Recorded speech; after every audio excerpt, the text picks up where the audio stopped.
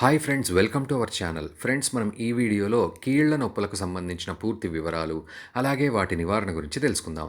ఈ కాలంలో చాలామందికి ఆర్థరైటిస్ సమస్య అధికంగా వస్తుంది. ఆర్థరైటిస్ అంటే జాయింట్స్ అరిగిపోవడం, కీళ్ల వాతం అనే సమస్య కూడా అధికంగా వస్తూ ఉంటుంది. అంతేకాకుండా కొంతమందికి బాడీలో యూరిక్ యాసిడ్ లెవెల్స్ పెరిగినప్పుడు కూడా జాయింట్ డ్యామేజ్ అవ్వడం అనేది చూస్తూ ఉంటాం. ఇంకా తక్కువ కామన్ ఆర్థరైటిస్ ఏమిటి అంటే సెప్టిక్ ఆర్థరైటిస్. ఆర్థరైటిస్ అనేది కీళ్ళకు సంబంధించిన ప్రాబ్లం కాబట్టి పేషెంట్స్కి జనరల్గా నడిచేటప్పుడు, యాక్టివిటీ చేసేటప్పుడు కానీ నొప్పి వస్తుంది. కాళ్ళు ఫోల్డ్ చేసి కూర్చోలేకపోతుంటారు. ఇండియాలో చాలామంది మోకాళ్ళల్లో ఆర్థరైటిస్ ప్రాబ్లం ఎక్కువగా వారికి వస్తుంది. మోకాళ్ళు వాస్తూ ఉంటాయి. ఆర్థరైటిస్ అనేది కొన్ని కారణాల వల్ల వస్తుంది. ఓవర్ వెయిట్ ఉండడం కారణంగా కూడా బాడీ వెయిట్ మొత్తం జాయింట్స్పై పడి జాయింట్స్ త్వరగా అరిగిపోతుంటాయి. ఈ ఆర్థరైటిస్లో జరిగే ప్రాబ్లం ఏంటంటే లోపల ఉన్న గుజ్జు అది నార్మల్గా కుషన్ లాగా పనిచేస్తుంది.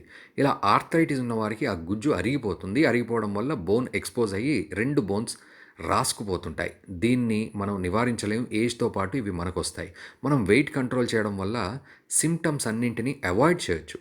ఇది కాకుండా రెగ్యులర్గా ఎక్సర్సైజ్ చేయడం వల్ల కూడా ఆ లోపల గుజ్జు, దాని కార్టిలేజ్ అంటాం మనం, దీనికి నరిష్మెంట్ లభిస్తుంది.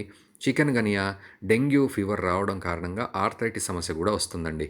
ఇలా వచ్చిన ఆర్థరైటిస్ని రియాక్టివ్ ఆర్థరైటిస్ అంటారు. జాయింట్ పెయిన్స్ ఉన్నవారు ఫస్ట్ డాక్టర్ని కన్సల్ట్ చేసి మొదటగా వారు చెప్పిన రూల్స్ ఫాలో అవ్వాలి.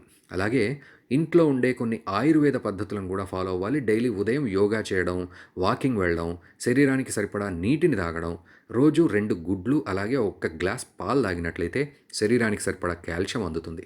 జాయింట్ పెయిన్ వంటి సమస్యలు పూర్తిగా తగ్గిపోతాయి ఫ్రెండ్స్. అలాగే జాయింట్ పెయిన్ సమస్యలు ఉన్నవారు కింద అస్సలు కూర్చోకూడదు. అంతేకాకుండా బల్ల లేదా భూమిపైన మాత్రమే పడుకోవాలి. జాయింట్ పెయిన్ సమస్య కొంచెం ఉన్నప్పుడే దాన్ని నివారించుకునే ప్రయత్నం చేయండి ఫ్రెండ్స్. ఈ వీడియో మీకు నచ్చినట్లయితే మా ఛానల్ని సబ్స్క్రైబ్ చేయండి.